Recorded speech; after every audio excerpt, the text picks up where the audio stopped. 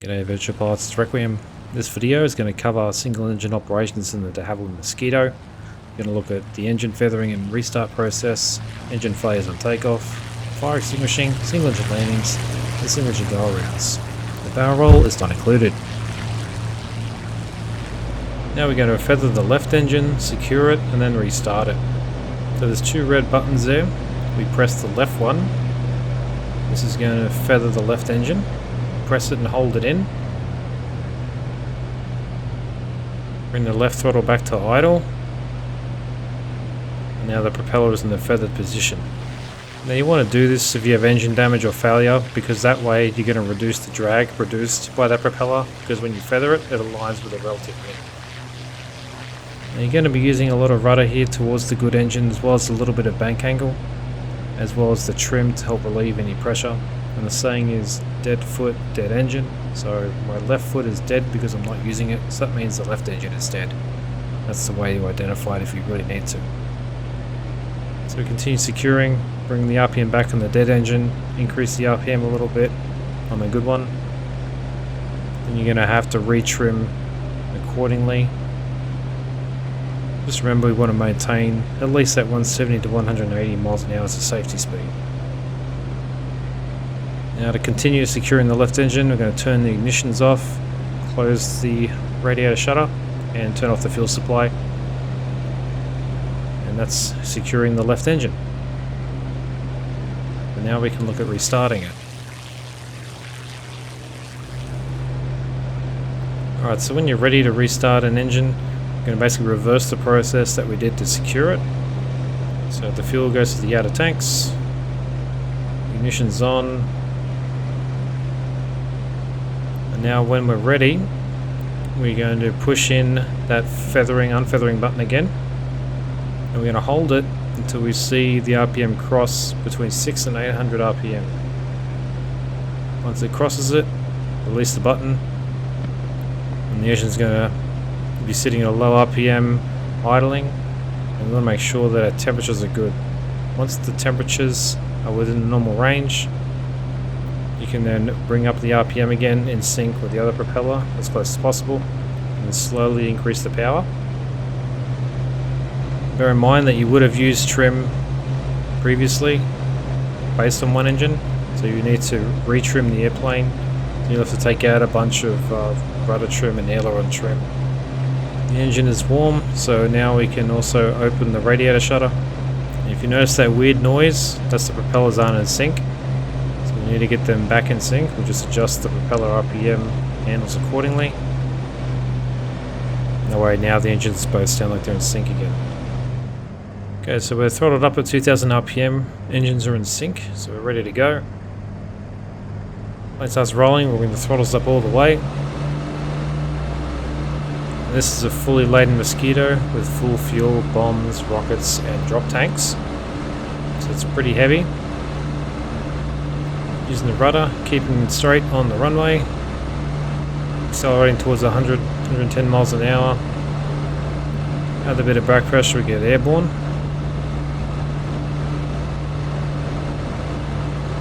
Alright, above the ground and get the gear up.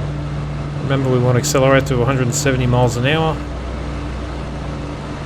Then we have an engine failure, so instead of messing around, just pull the throttles back to idle, leave the landing gear handle up, and land straight ahead.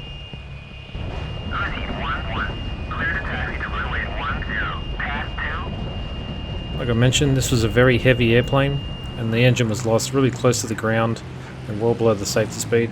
So the safest option is going to be to just pull those throttles and land straight ahead. And if you did have obstacles, you might have been able to get over the top of them before landing in a field or something, but trying to get to the safety speed from this situation is not advisable. So we're rolling, getting ready to take off.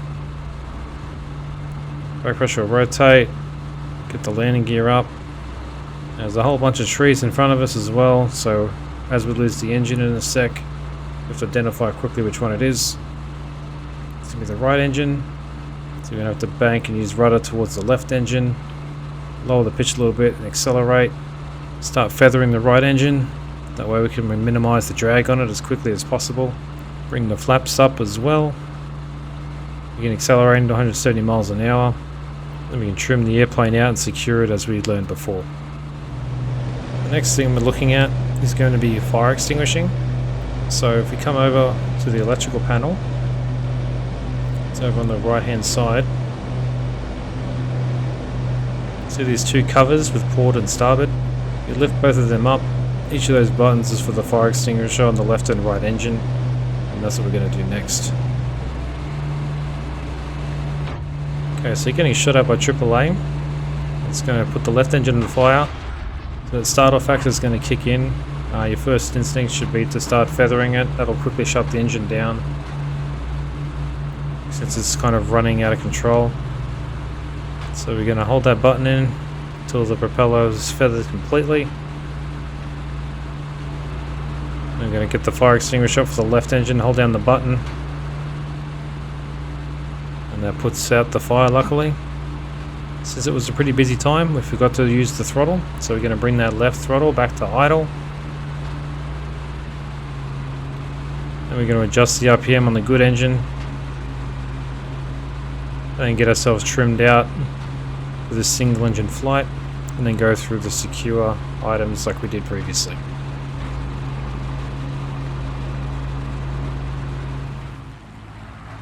So now we've dealt with some of the details of single engine flying, we'll look at how to do some single engine landing.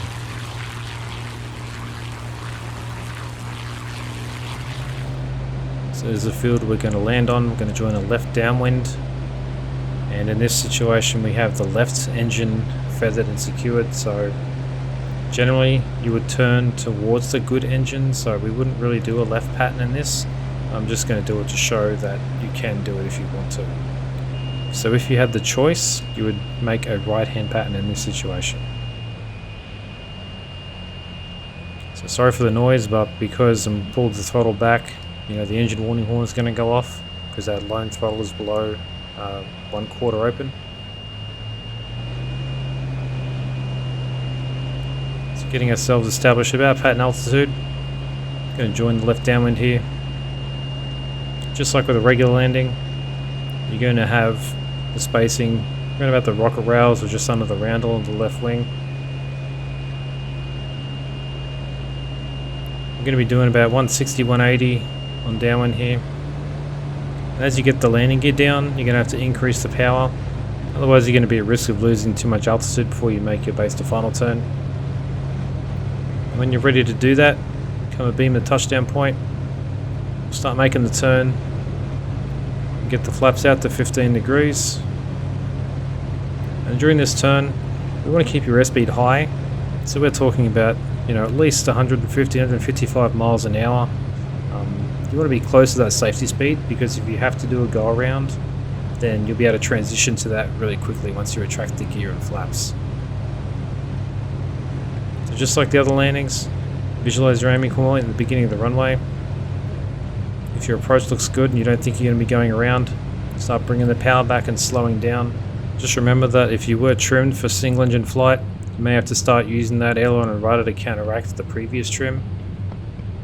It's doing across the threshold, about 110 miles an hour if you can.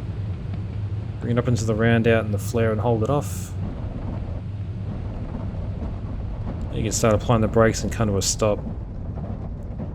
Otherwise, if you really wanted to, you could let it roll down a little bit further and pull off the runway into the grass, as a long-term single-engine taxi isn't really feasible in this airplane. Now we're going to do a single-engine go-around.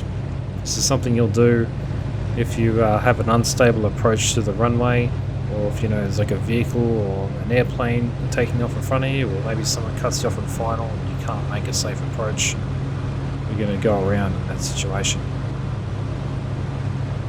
So here, we're only doing 140 miles an hour, so we're already slow.